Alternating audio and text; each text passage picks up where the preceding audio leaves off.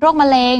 โรคสมองแล้วก็โรคข้อเสื่อมค่ะเพราะว่าล่าสุดนักวิจัยจากมหาวิทยาลัยเชียงใหม่นะคะสามารถค้นพบสารเซซามีนจากงาดำที่สามารถรักษาทั้งโรคมะเร็งโรคสมองแล้วก็โรคข้อเสื่อมได้เป็นครั้งแรกของโลกเลยค่ะ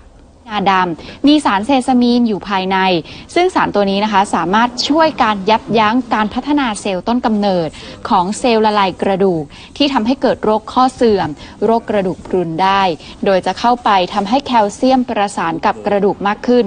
นอกจากนี้ค่ะยังช่วยในเรื่องของโรคสมองไม่ว่าจะเป็นเส้นเลือดอุดตันในสมองเส้นเลือดแตกที่ทำให้เป็นโรคอัมพฤกษ์อัมพาตโดยสารเซซามีนนี้นะคะจะเข้าไปช่วยปกป้องเซลล์ประสาทที่ยังดีอยู่แล้วก็ช่วยฟื้นฟูเซลล์ประสาทที่เสื่อมสภาพด้วยค่ะซึ่งอาจารย์บอกนะคะว่าก่อนหน้านี้มีการนำเมล็ดงาดำไปผลิตเป็นแบบแคปซูลค่ะแล้วก็มีผู้ป่วยสนใจ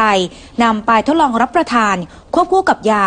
แล้วก็พบนะคะว่าหลังจากที่ผ่านไป6เดือนเริ่มกลับมาพูดคุยได้จากการที่กลายเป็นคนอัมพฤกษ์อัมพาตหรือว่าเจ้าชายนิทรานอนลืมตาแต่ว่าขยับตัวแต่พูดไม่ได้ก็กลับมาพูดได้เหมือนคนปกติค่ะปวดเป็นโรคข้ออักเสบกระดูกพรุนตับอักเสบอะไรต่างๆนะครับเขาบอกว่ามีพบสารสกัดในงาดำชื่อว่าสารเซซามินนะครับซึ่งช่วยลดอาการอักเสบแล้วก็มีประโยชน์นะครับล่าสุดนักวิจัยดีเด่นแห่งชาติจากมหาวิทยาลัยเชียงใหม่นะครับรองศาสตราจารย์ดร.ปรัชญาคงทวีเลิศอาจารย์ประจำภาควิชาแล้วก็ปวดข้ออักเสบกระดูกพรุนตับอักเสบปอดอักเสบมะเร็ง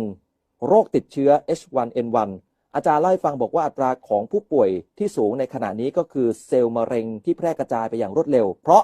มีเส้นเลือดใหม่ที่เกิดขึ้นมาแล้วไปสร้างการหล่อเลี้ยงให้กับเซลล์มะเร็ง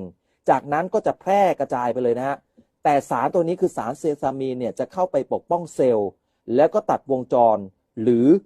ลดเส้นเลือดใหม่ที่เป็นน้ำเลี้ยงให้กับเซลล์มะเร็งก็คือไปตัดวงจรท่อน้ำเลี้ยงเหล่านั้นเนี่ยพร้อมกับค่อยๆฟื้นฟูสภาพเซลล์เนี่ยให้กลับคืนมางานวิจัยที่เรามีนักศึกษาบัณฑิตระดับปริญญาโทปริญญาเอกทำการศึกษาวิจัยแล้วเราก็ค้นพบว่า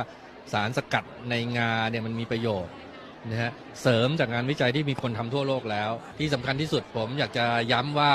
มันเป็นผลงานวิจัยของคนไทยมันเป็นผลิตภัณฑ์ของคนไทยใช้วัตถุดิบจากประเทศไทยทั้งหมดจริงๆแล้วเราจดทะเบียนมาเมื่อ 3-4 ปีที่แล้วหมดเชื้อแล้วมีความหวังไหมครับครั้งแรกไม่มีความหวังต้องตายตัวรู้ว่าตัวเองเป็นมะเร็งแล้วคิดว่าทำยังไงนี่คือตายแน่ครับผมตายอย่างเดียวตายแล้วเกิดใหม่